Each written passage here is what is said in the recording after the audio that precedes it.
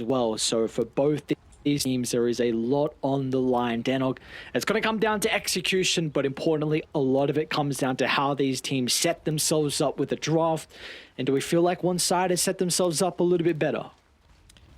All right, I'm preparing to get absolute egg on my face, but I'm going to start something. Egg on your face? I'm saying oh. This is a Danog guarantee. I think Outsiders will crush Which Mystique doesn't this mean game. much, so everyone knows.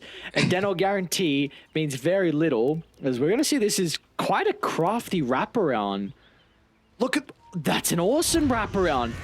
They're going to make sure the smoke pops at the last second, and the Shards will hold two members up on the high ground. So Outsiders for China, they came to play in this last game. A first blood given over to Ava.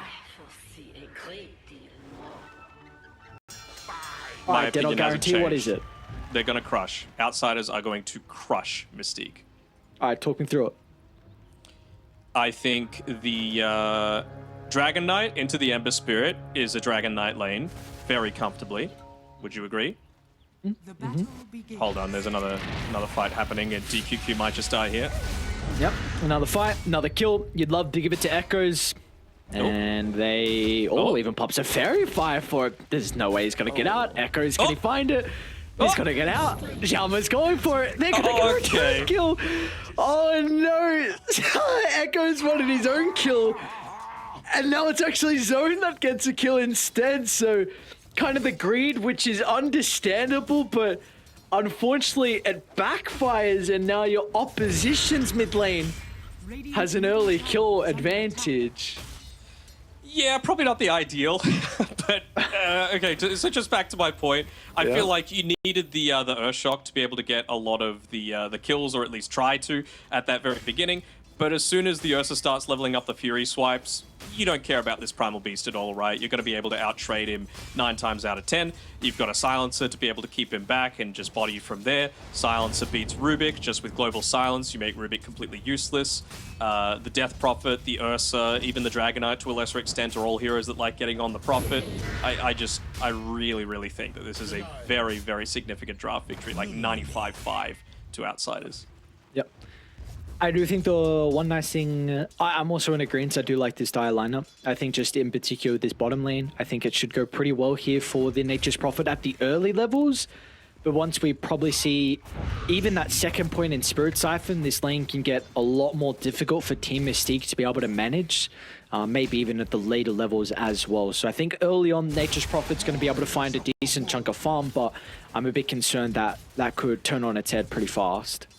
Yeah, I mean, they're going to really need to rely on some heavy individual skill coming through from here. Like, when they picked up the Ember Spirit, I was like, well, okay, I could see where they're looking to go for, you know, again, some comfort coming through from Zone, but they already had a Death Prophet to go into at that stage. And again, DP is another one of these heroes that just beats the Ember in the lane. But I think what they were looking to set up for was, all right, well, we can see an Undying. We probably want to run this DP into that lane, right? Just because it's not one of these strength heroes that's going to be pushed out. You're an int hero instead. So you don't really care that much instead. They pick a Dragon Knight into the mid lane. It's still a winning matchup, and they get their favorable side lane matchup as well. So I really like the way that Outsiders maneuver their way through the draft. Well, with all this going on, though, we do see that they were able to find a kill at least at the top side of the map. So outside will be a casualty as a result of that. There's going to be able to come back to the lane with full resources and continue to look to spam out. Importantly, XM has... Yes, the old tactical death. Come back, maybe even give an item to XM, and you know, he's okay. XM's having a pretty good time at the moment. They've got their small camp. Hopefully they'll have their small camp. DQQ is actually going to look to try and block that up. So done a pretty nice job to kind of help out with maybe messing around with the equilibrium here up top for Team Mystique. They maneuver the lane pretty well, though. I think I've seen 2 range creeps now denied by XM, and it's so important that you limit the amount of farm that Primal Beast, or rather the experience that Primal Beast is able to get. He's level 3 now, so let's see if they look to go for a kill here. Outside's going to need to be very, very cautious with his positioning so that he's not caught out of place. And right now, DQQ's just trying to soften him up a little bit so that they can confirm that kill. Whoa, that's a big courier. Oh, yeah. That's one of the juiciest couriers you're ever going to find. 5 mangoes. Ray might just... He might pop his last mango and then honestly go suicide. I wonder if that's something he's considering. But meanwhile, this leaves Xiaomo more than okay to be able to make his rotations. You know, the Death Prophet's not going to be troubled at all down bottom, so they saw him though. They Okay. have this Observer Ward there, so he's going to be able to hang around at least for the Water Rune and deny that away from zone. So it's not a completely wasted rotation, but yeah, like you said, just by being able to take away that Mango stash on the Courier, Ava's just completely free to sit down here and still feel comfortable with moving forward and stopping a lot of these small pulls that are happening.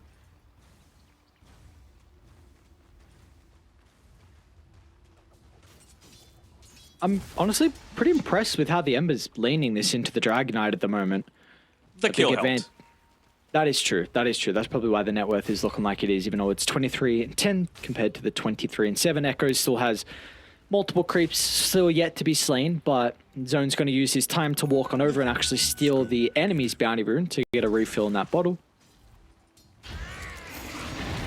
I like that he hasn't got just this, let's call it cookie cutter Ember. Like these days, Sleight of Fist is the way to go, but he would see how many points in the Dragon Blood Echoes has so far, so he just wants to make sure that he's using that Flame Guard instead. No real way to be able to break through that, and so yeah, like we were saying, it's just frees him up to get a little bit more of that farm in the lane than you might expect out of this matchup. This time at least, Ray is going to get his Mango stash, so able to now come back to the lane after popping a Clarity and making a pull happen as well. So things looking a little better, but I mean, they've been able to again maneuver this lane so that Ava's just farming once again right underneath his tower. And it's going to be around the time where we start to see the supports look to rotate to mid. I mean, outside's actually already made a pretty early movement over to drop a Observer Ward down. So you're more than okay with leaving XM alone, because, I mean, you take a look at the Equilibrium up top. He's last sitting under the tower, and again, not really concerned about playing into a Primal Beast 1v1. So this is really going to free up outside to help out Echoes with this rune. Yeah, I mean, they get even more space to be able to leave XM solo once he hits that level 6, right? Because even if Primal's got, for example, the level 3 trample, who cares? You know, you just pop the Enrage and you shrug off almost all of that damage. Zone might have some difficulty with actually defending this tower. Doesn't have the greatest mana. Of course, once again, they're able to take away the rune. And so Xiaoma's going to look to rotate as well. It is only Rubik playing nearby, and he just got the level 6, so we'll be able to TP on away and freshen up in the resources. Let's see how they want to try and play this as soon as he rejoins the lane, though, on Dial. Yeah, they don't have a siege creep to be able to play around with at least on Outsiders, so that's something that they're going to be feeling very happy about on Mystique. Are they going to look to go for something here? I mean, you've got 2 points Arcane Curse, 1 point Last Word. They know that there's no Observer Ward immediately on them because they've de-warded it. Will they be able to get the kill onto Ray? It really doesn't feel like this is what you're committing a lot of this support investment for. Well, they even cliff the wave. Not long left with the Elder Dragon form, but a decent chunk of damage into zone. They're well aware that they can't use that old TP trick that we just saw prior, so he's going to have some difficulty. Might actually look to run over to Ray to provide some assistance. He's got nothing else to do at the moment. Xiaoma with the 1v1 at the moment, but surely some extra goons are going to look to show up to this engagement. Ava's the one that can really turn the tide, so with his exorcism committed, so a kill for them, and he's going to be able to go back and get a decent chunk of damage onto the tower. Got about a quarter duration left on the Exo. Yeah, and a full creep wave hitting it as well. Able to just build up his farm more and more. Again, I just really feel like they've come out on top easily in terms of the draft here, and I mean, Ava's nearly gotten into his mechanism, so a lot of this early damage that's going to be coming out, he's going to be able to provide a little bit of that time to be able to stay away from the trample. Making the attempt, maybe just trying to force some rotations out with the Pulverize. As NJ will look for the onslaught, but Xiaoma actually stops it short, so now he's stuck under the tower. DQQ is going to look to rotate along with Ray up to the area. Even Nature's Prophet wants to get involved as well to maybe try and convert this kill into an objective. And, well, at least a silver lining if they don't get the tower to be a lot of damage, and you'll force Ursa into the jungle. You will, but you have to again consider what you're giving up in exchange for it. Ava free farming on the bottom side. DK using the Elder Dragon form with the Arcane Rune as well. So he's going to get some decent damage into this mid tower too. Like Zone, he's got 4 points Flame Guard, but it's not going to be able to do all that much to be able to clear out this creep wave, especially with all these spells being laid in onto him.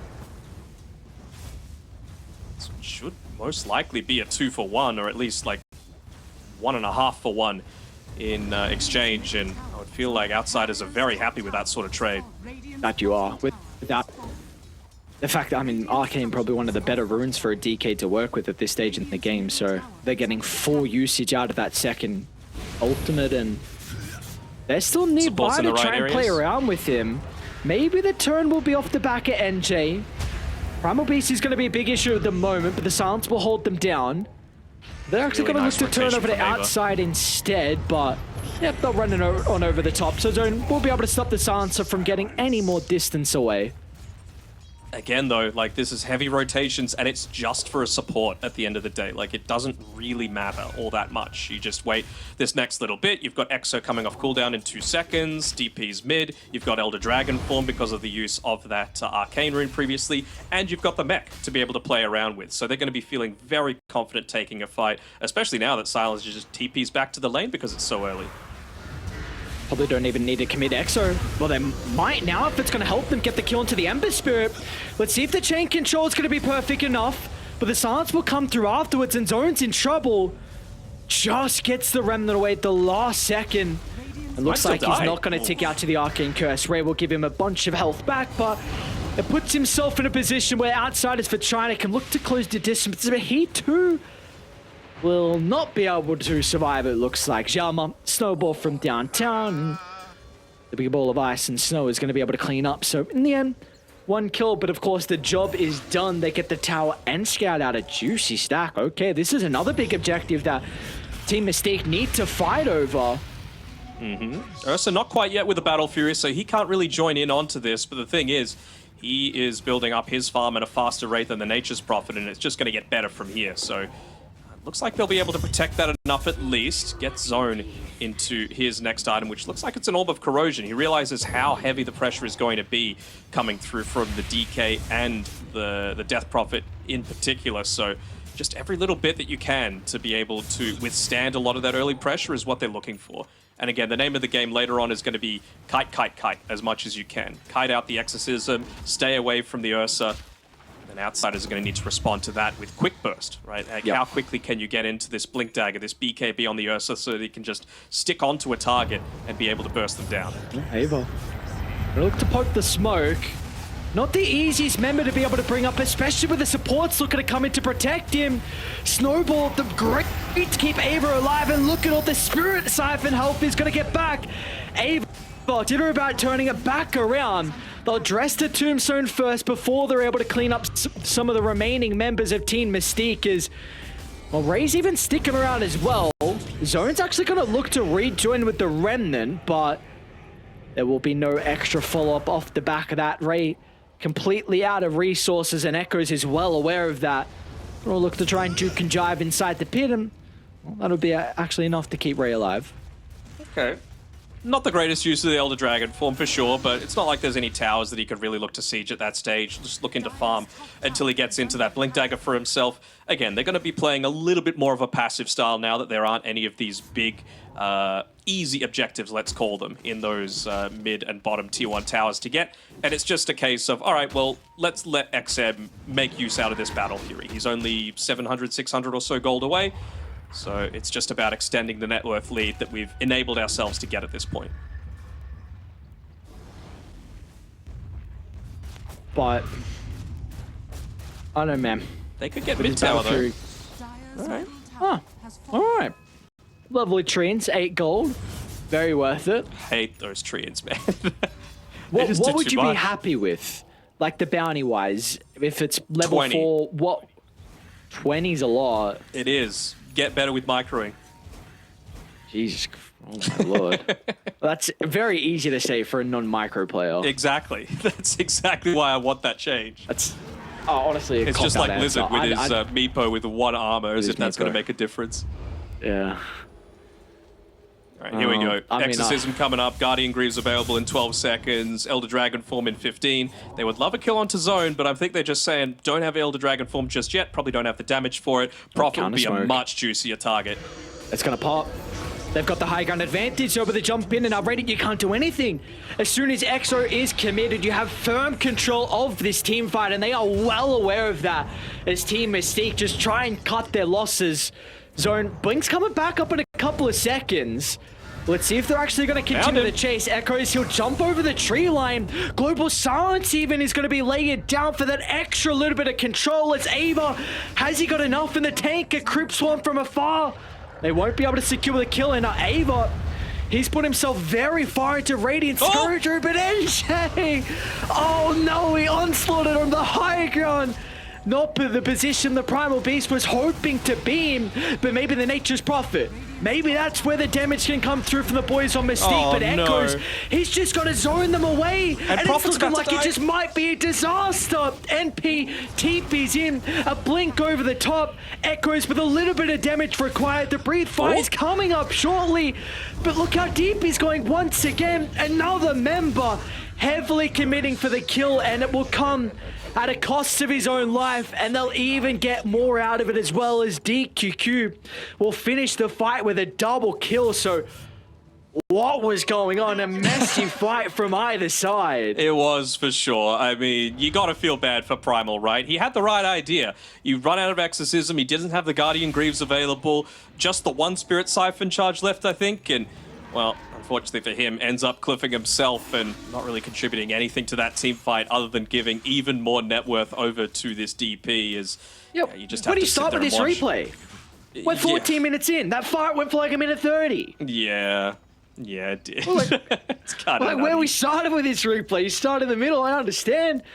At a key moment where Primal Beast gets stuck, somehow the Nature's Prophet's able to live. Honestly, very impressed with the Undying and Ray's positioning and these soul rips.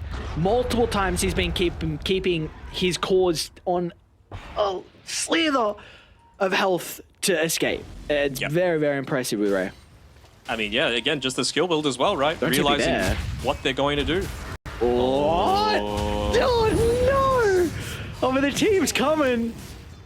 Let's see, can they just TP out? Echoes, his TP's on cooldown. Jama's is not though, so the Tusk is okay, but unfortunately your core will not have the same fate, so You'll take that trade. In the end. You know, like, Ursa's just been sitting on the bottom side. He's got the Blink Dagger coming out to himself now, and I mean, they're even able to pop the Exorcism for this one. Not quite yet level 12.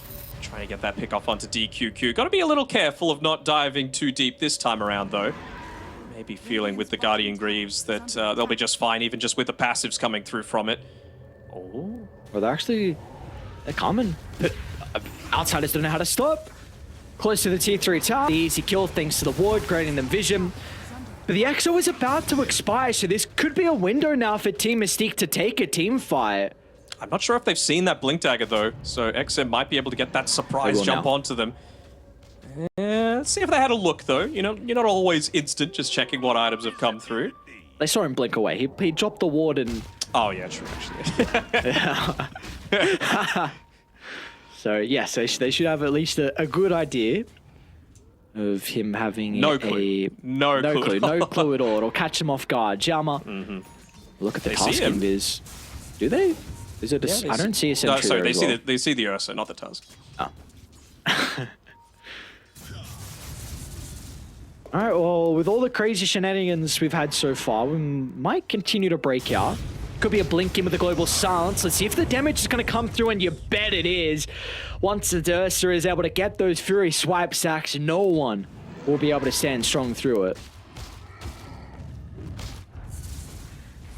It's not really the hardest game to play for outsiders, is it? It kind of seems like, I don't want to say it plays itself, but in terms of itemization, objectives, playing around cooldowns, it's pretty obvious. The thing that I have issue with for Mystique is that I just don't feel like they've got the answers to it, right? Like, how are you going to be able to respond to DK level 2 ultimate blinking onto you when you've got a DP providing him all of this save? You've got a silencer with Global Silence when they look to make a lot of those aggressive movements. You've got a Tusk that's almost finished up a Blink Dagger for himself. So, like, there's just so much that they're going to be able to have to turn things around onto, unless Rubik gets, like, the perfect steals. And I think DQQ's been decent so far, but it's a lot to put onto one guy. Yeah, that it is. That it is indeed, but yeah, he's finding a decent chunk of farm here for the Rubik. So 4 stuff already completed and into the yours, which is going to be a great way to address the global silence along with the Ursa, but they're ready to hunt. Look at them play, yeah. They want to play around this vision as much as possible. Find the pickoffs that you know there's no glyph. You've committed the Elder Dragon form, which is expired, but you could pretty easily take that bottom lane as Xiao Mai is still a little short of the Blink Dagger to be able to catch out that retreat.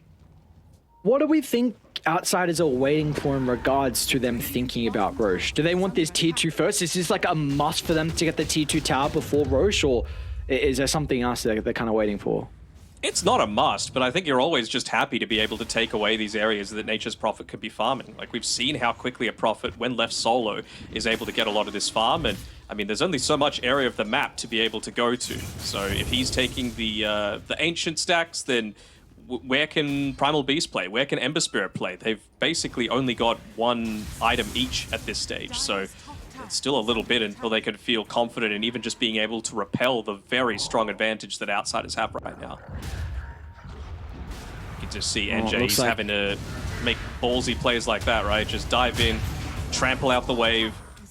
And I mean, they still have to give up someone for it, but at least it's a support instead of a core, right? He's going to do the same to this next wave. It's all about making space. Making space is the name of the game. NJ is probably going to die for the space he's made.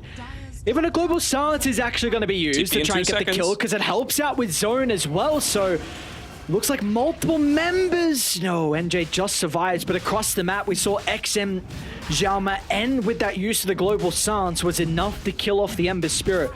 They're coming though. It's a beeline straight to the pit. Oh, Roche. Oh, with the Wrath of Nature. What a grief for Roshan. And XM's actually committing. Okay, gets the Aegis.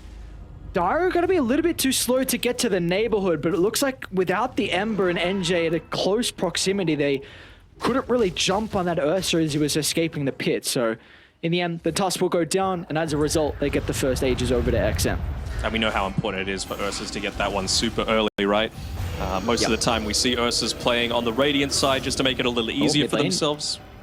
Exo and Ava looking to try and charge down NJ at the moment.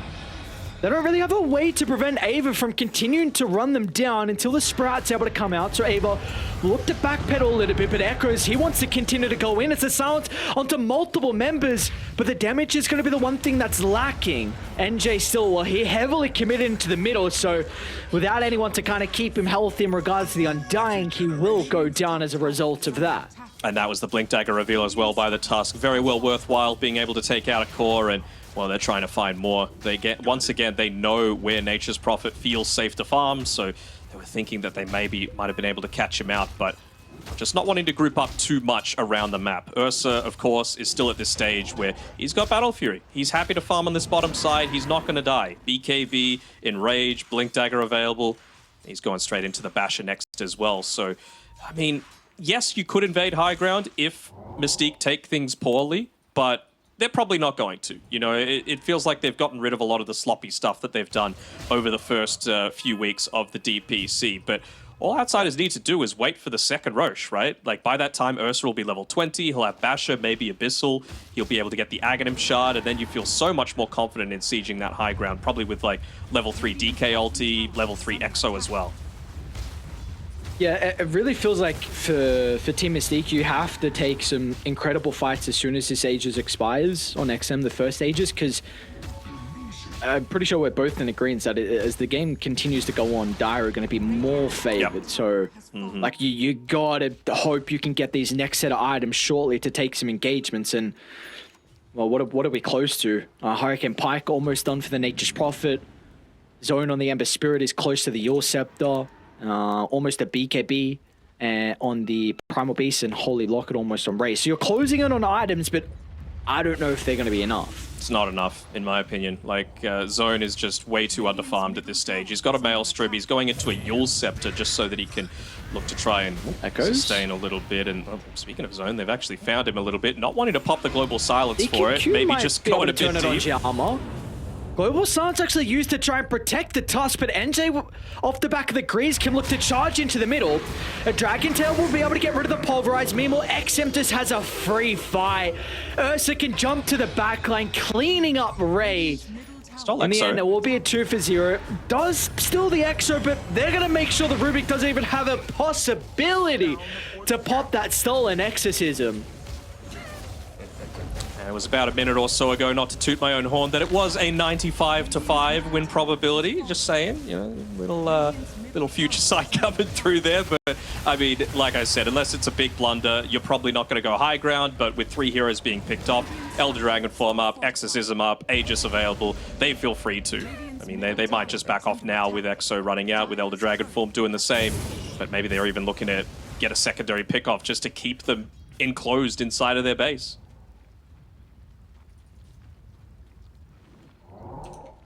No, they have to be so goddamn happy with everything they've been able to get so far with this first Aegis. Cracked the higher ground, 2 tier 2 towers have gone down.